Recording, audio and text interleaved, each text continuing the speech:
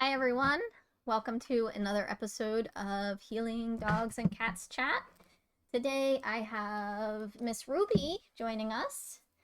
Miss Ruby, oh, she's gonna snarf my face, right? You're gonna snarf my face. Miss Ruby is 18 years old and she's a little miniature schnauzer and she likes to snarf your face. She also likes to do flying Superman jumps off of the front stairs. And she likes to run out the door really fast, so I have to sprint after her and catch her. But I thought today we would talk a little bit about the difference in energy between a fruit meal and a meat meal, and what we commonly refer to as the meat coma. So, when our dogs are getting a fruit meal, fruit digests very, very quickly. It requires very little energy to digest, and it moves through the system very quickly. So, there's very little energy being put into the digestive processes when we're feeding fruit. Whereas the meat meal, that takes a much longer time to digest. It requires a lot more energy from the body, and so that tends to eat up more of the body's energy. So, what we frequently see is on fruit days, our dogs have tons and tons of energy and they want to play and run and go for long walks. And then you go to feed a meat day and they're just like out cold. They're like in a coma. They're sleeping really, really hard. And some people can get a little bit like scared about that because they're used to kind of feeding the kibble where it's very even because the body's just kind of struggling all the time. So that is totally normal to have those extremes in energy shift between the fruit day and the meat day.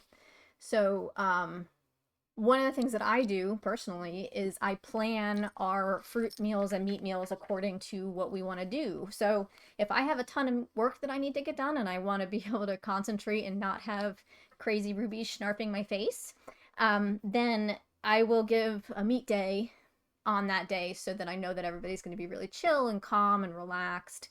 And, even if you do like two meat days back to back, like if you know that you really want them to be just very chill that second day, that's back to back meat days will tend to give them a nice, good resting day and give you a resting day.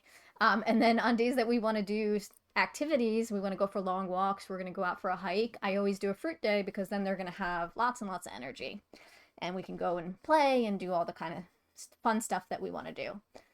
The other thing I do is timing of the meals. So I usually feed all of our fruit meals early in the day because, first of all, they just need more potty breaks on fruit days because they're getting more water in, so they're going to need to pee more often. Um, but also, we can feed the fruit meal in the morning and then they'll have energy all day and they can play and run and everything, and then they'll be calmer at night when it's time to go to sleep. On the meat day, I feed it in the evening. This way we can go run and play and do all of our fun stuff and walks and everything. And then around 7 p.m., I'll give them their meat meal. So they have a little bit of time to digest their meat, go potty, do whatever they need to, but then they're usually settling in and they're like ready to sleep around 9 p.m. So then they're happy to go to their crates and go to bed. So that's something that you can kind of play around with, is the different feeding times to work within those parameters. Um, what else? So yeah, when we feed meat, um, the reason that they get so tired, or not even really tired, but they're very satisfied. There's a natural reason for that. So in nature, a fruit meal is going to be something that they just graze on when they're hungry. So they're going to just walk over to the blueberry patch and munch on the blueberries whenever they're hungry and they haven't had a prey meal in a while. But a prey meal, they're going to, well, I should say, when they have many days without a prey meal, they start to ramp up and become more alert in terms of wanting to hunt. And then once they've had that hunt and they've satisfied that urge, then they're going to just relax and rest. And so what we see in like the wolf studies out in like Yosemite National Park, they study the wolves and they study their eating practices.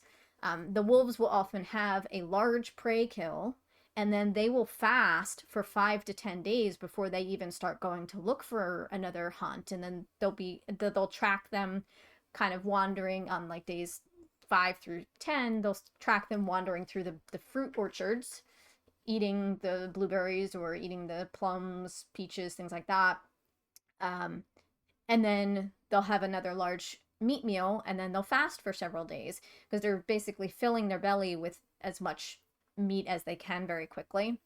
And that's because in nature we don't have refrigerators, we don't have freezers to store the meat, so they have to eat all of it or bury it. Otherwise, other predators can come along that will steal the meat from them, and then they've lost that high value target that they put a lot of work and exercise into.